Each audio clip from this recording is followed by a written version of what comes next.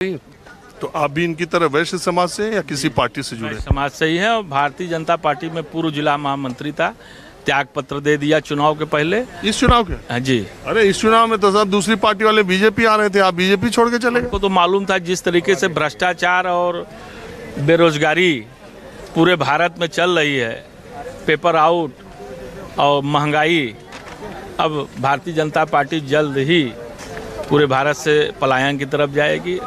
और आपने देखा ही इस चुनाव में कितना पलायन हुआ है। आगे भी लगता है कि भारतीय जनता पार्टी की सरकार जो केंद्र में है और उत्तर प्रदेश में 2027 में समाजवादी पार्टी की सरकार बनने वाली है।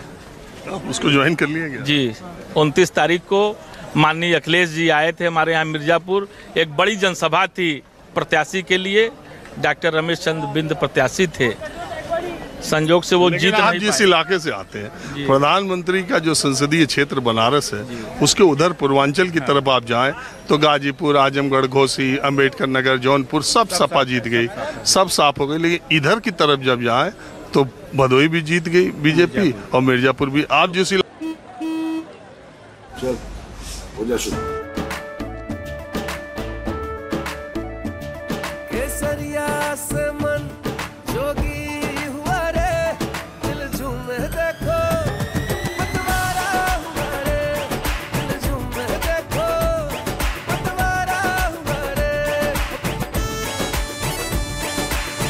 हर पल मनाओ केसरी त्योहार। विमल, बोलो जुबान केसरी। सोनभद्र हार गई हमारे बगल में, वो भी अपना दल ने दिया था। किसी तरीके से कहिए भाग्य के सहारे माननीय अनुप्रिया पटेल जी जीत गई। लगता नहीं था, जनता नहीं चाहती थी। जहां 2.5 लाख वोटों से जीतती थी वहां 37,000 वोटों से जीती। आगे आने वाले प्रधानमंत्री आगे नीचे, हाँ नीचे आ गए। तो लगता है कि आने वाली सरकार विधानसभा में सपा की ही होगी। जिस तरीके से अखिलेश जी विधानसभा में और लोकसभा में जन जन में प्रिय होते जा रहे हैं, हमें लग रहा है कि अखिलेश वोटर जो है, भाजपा के जो घनघोर वोटर वैश्य समाज है, जो हमारा समाज है, वो तो हमेशा से बीजेपी के साथ था, उसमें नाराजगी बढ़ रही है। और ये अगर अब थोड़ा ये लोग कोर्स करेक्शन कोशिश करें, अगर कुछ कोशिश करते हैं, बीजेपी अगर कुछ ऐसे नीति नियम बनाती है, कुछ ऐसे वैश्य समाज की भी चिंता करती है, भाई ना राजनीतिक भागीदारी है। बताइए इस समय हमारे कितने सांसद? अरे कितना राजपूत कह रहे हैं हमारी भागीदारी नहीं, हमारा वैसे कह रहे हैं हमारी भागीदारी नहीं। तो अभी हम पूर्वांचल में गए, कई चौहान की भागीदारी, एक एक जाति की कितनी नहीं। राजू रंजन साहब, आप हमारी संख्या भी तो देखेंगे। वैश्य समाज को केवल अगड़े वैश्य समाज को जोड़ते हैं, अगड़ा पिछड़ा दोनों। मिर्जापुर भी गया था और भदोई भी गया था। उस समय लड़ाई तगड़ी दिख रही, लेकिन एक बात बताएं, जमीन पर लड़ाई तो तगड़ी दिख रही थी, लेकिन कंफ्यूजन भी बहुत ज्यादा था कि ये जो दिख रही है वो सही में बैलेट तो वहाँ ईवीएम तक आएगी कि नहीं आएगी। आप तो परिणाम देख ही रहे हैं कि वो तो बैलेट तक पहुंचा भी, ईवीएम तक। कुछ वोटों का मार्जिन रह गया, कुछ हल्के अंतर से कोई जीत गया है। दोनों जगहों पे लोग जीते हैं, और लेकिन जो अंतर था बड़ा 2-2 लाख का। आज तो मैं इस मार्केट में इसलिए आया, मैंने सोचा जरा आम लोगों के बीच में, तो आप लोग मिल गए भदोई मिर्जापुर के आम लोगों के बीच में, ये जो इमरजेंसी 50 साल की बीजेपी ने एक ट्रिपल अटैक कह रहे हैं किया कांग्रेस पर, क्योंकि उन्होंने चुनाव के समय संविधान के बात की, और ये जब शपथ ग्रहण हो रहा तभी हर जगह संविधान की कॉपी लेके आना जाना। उन्होंने ट्रिपल अटैक ये किया कि पहले लोकसभा अध्यक्ष चुने गए, चुनते ही उनसे निंदा प्रस्ताव लाने की बात हुई। आज राष्ट्रपति के अभिभाषण में भी उसका जिक्र, उपराष्ट्रपति ने भी उसका जिक्र, यानी ये कि कांग्रेस को हर तरफ से घेरने की कोशिश। उससे उनको ये भी लगता है कि ये जो इंडिया ब्लॉक है, इसमें कांग्रेस को छोड़ के चाहे सपा है चाहे दूसरी पार्टियां, वो भी इमरजेंसी की जो ज्यादतियां हैं उसके शिकार रहे। मुलायम सिंह यादव खुद ही पूरे टाइम जेल में थे, और ये जो नेता अभी हैं, मुझे लगता है अवधेश प्रसाद भी उस समय जेल में थे। तो ये लोग भी थोड़ा अलग थलग या अनकंफर्टेबल फील करेंगे। तो आज देखिए, जब कांग्रेसी खड़े होकर सांसद विरोध कर रहे थे, उस समय बाकी सांसद इंडिया ब्लॉक के बैठे रहे थे। तो आपको क्या लगता है कि ये बीजेपी की रणनीति?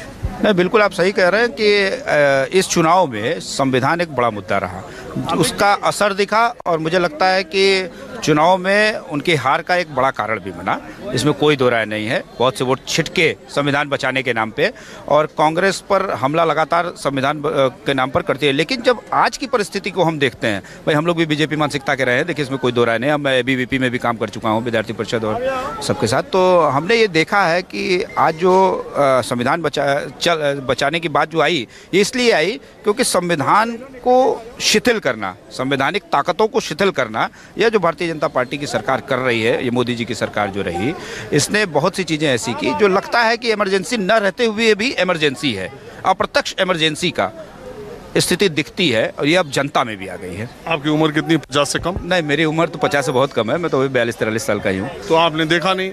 उस समय किताबों में पढ़ा, हमने भी नहीं देखा, लेकिन किताबों में और नेताओं की और उस समय की जातियों को पढ़ा है। हम इस समय को देख रहे हैं। तो क्या आपको जो ये विपक्ष कहता है कि अघोषित इमरजेंसी, आपको कभी फील हुआ? नहीं, कभी कभी फील भी होता है। लोगों की स्थितियां देख के लोग सालों साल जेल में पड़े रहे और बाद में छोड़े गए, तो ED CBI हो या जो भी संस्थाएं हो, वो साबित नहीं कर पाती कि हमें क्यों पकड़ना है। तो ये सब चीज़ें इमरजेंसी जैसी ही हैं, हालात वैसे ही हैं।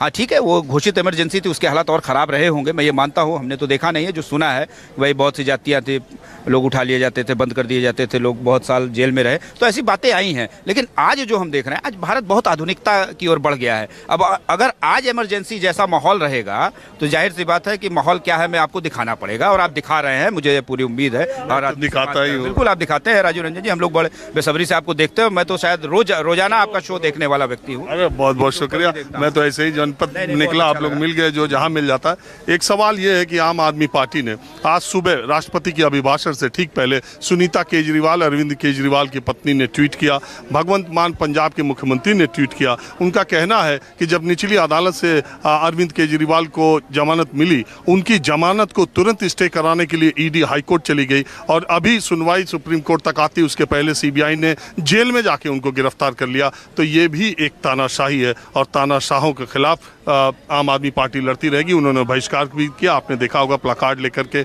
आम आदमी पार्टी के नेता वहां पर पहुंचे थे। अरविंद केजरीवाल वो नेता है जो जेल से जब चुनाव प्रचार के लिए निकले थे, वो सबसे ज्यादा मुखर इस बात को लेकर थे कि अगर इस बार चुनाव में पूर्ण बहुमत की BJP की सरकार आ गई तो संविधान खतरे में होगा, और पता नहीं अगला चुनाव हो या ना हो। तो ये सारे वो नेता है जिन्होंने ये माहौल बनाया था। बहरहाल आपको मैं ये सवाल पूछना चाहता हूँ कि ये जो विपक्ष कहता है कि भारतीय जनता पार्टी की अघोषित इमरजेंसी है, आपको कहीं से लगता है? भाजपा की जो इमरजेंसी है इस समय, वो पर्दे के पीछे है। जितने लोग हैं लगभग सब परेशान हैं, चाहे युवा हैं, चाहे बेरोजगार जो है, एक महिला है, बुजुर्ग है। आज 6 रुपए की नमक 32 रुपए में बिक रही है। आज आटा 12 रुपए का। इमरजेंसी स्वतंत्रता से है, लोकतंत्र से है कि आटा ये उससे है? महंगाई से ही है। महंगाई भी तो इमरजेंसी है, ये भी तो एक इमरजेंसी काल हम लोग। संविधान जो दिखा रहे उसकी बात। संविधान तो इसलिए दिखाया जा रहा है, लोकसभा में संविधान इसलिए दिखा रहे हैं कि ये लोग देखते रहें, संविधान देखते रहें और सचेत रहें। विपक्ष इसलिए संविधान दिखा रहा है कि लोग देखते रहें और संविधान से छेड़छाड़ न करें, इसलिए संविधान लेके खड़े हैं कि हमारे पास संविधान है। आप बताइए, इन लोगों की बात सुनी रहे थे, हमारी सुने, तो सवाल पूछने की जरूरत नहीं है। आप उस वाली इमरजेंसी को देखा आपने? नहीं देखा तो नहीं, मैं सुना था, लेकिन वो जो इमरजेंसी थी और आज की इमरजेंसी, दोनों में तुलनात्मक अध्ययन करेंगे तो ये ज़्यादा, उससे ज़्यादा मुझे लगता है कि होगी। जब लोगों से बात होगी, हम लोगों के जो बाबा दादा हैं उन लोगों से बात होगी, तो उससे ये ज़्यादा है। इसलिए ज़्यादा है कि ये कानून को ये मानते ही नहीं। बिल्कुल। वो क्या रुखसाना काले चश्मे लगा के उनके बारे में लिखा है कि वो निकलती थी दिल्ली पे तो उनको गरीबों के झोपड़ी और आशियाने बहुत ख़राब लगते थे, दिल्ली की खूबसूरती में ख़राब। तब उस समय तुर्कमान गेट पे बुलडोजर चलवा दिया गया। लोग बाजार में आपे के हमारी तरह इस तरह जनपद में और तमाम बाज़ारों में लोग शाम को सब्जियां लेने के गए और उनको पीछे से पकड़ के उठा के ले जाके उनकी नसबंदी कर दी गई, बिना ये जाने कि किसकी शादी हुई है, किसकी शादी नहीं हुई है, किसकी उम्र क्या है, कौन क्या है। और ये किया गया, लोगों को जो जहाँ था उसको वहाँ से पकड़ पकड़ के यहाँ वहाँ के जेलों में डाला गया। 19 महीने तक कई लोगों को प्रताड़ित करने के लिए नेताओं की नाखून तक निकाल लिए गए। पूरी प्रेस पर सेंसरशिप लगा दी गई, सारे अखबारों के कार्यालयों पर ताला लगा दिया गया। और उस इमरजेंसी से आप इस इमरजेंसी की तुलना करके ये कह रहे हैं कि आज ज़्यादा है। इसलिए मैं कह रहा हूँ कि आप देखिए ना, 10 सालों में कम से कम बच्चों का जो भविष्य है इन्होंने नरक कर दिया।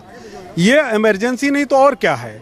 ये बताइए, अभी पेपर लीक का मामला जो ये नीट का चल रहा है, आप देखिए ना, ये सीबीआई लगा करके इसको पोस्टपोन कर दिए, लोगों का जीवन बर्बाद कर दिए। अगर इसको ये करने जब लीक हुआ तो इसको रद्द करके तुरंत परीक्षा कराना चाहिए था। बच्चों का भविष्य चौपट हो रहा है। आज बता दें हमको, 10 सालों में कम से कम मुझे जहाँ तक याद है कि 10 बार पेपर लीक हुआ। अभी देखिए ना, अभी तो कही रहे थे केजरीवाल जी को, अभी तो कोई साबित नहीं हुआ। कुछ न कुछ करके लोगों को फंसाना, जेल में डालना, धमकी देना, बर्बाद कर देना, ये क्या है? लोकतंत्र कहाँ लोकसभा में चल रहा है? विपक्ष को कहाँ इज्जत दी जा रही है लोकसभा में? बात सीधी ये है कि लोकसभा में आवाज़ दबाई जा रही है। लोकतंत्र इसलिए बना कि लोग अपनी आवाज़ को उठाएंगे, बात करेंगे। आपका मैं एक शो देख रहा था, उसमें आप ही ने कहा कि नेहरू का एक महिला जाकर के कॉलर पकड़ ली। वो कल ही मैंने बोला। हाँ, अब कल का आपका शो में था, वो कॉलर पकड़ ली, वो लोकतंत्र था। और नेहरू ने कहा, आप ही ने कहा कि जब नेहरू से पूछा गया कि बताओ, पूछी महिला कि बताओ क्या मुझे मिला, तो उन्होंने कहा कि जो आज मेरा जो आप कॉलर पकड़े हो, ये लोकतंत्र है। वो कहाँ लोकतंत्र है लोकतंत्र कहीं? किसी के आप विरुद्ध आवाज़ उठा सकते हैं? आप शायद आप भी आवाज़ नहीं उठा सकते प्रधानमंत्री के खिलाफ। आप उनके अगर कुछ गलत कर रहे हैं तो आप भी नहीं कुछ कह सकते। ये क्या है? अघोषित इमरजेंसी है। लगभग मान के चलिए सारे पत्रकार आज छुप करके बातें करते हैं। आप इसको रखिएगा, कैमरा को बंद करिएगा, कुछ कह लीजिएगा, कैमरा के सामने भी आप नहीं कह सकते। कहीं हो सकता है आप आवाज उठाए तो आपको कहीं ना कहीं ले करके बंद कर दे।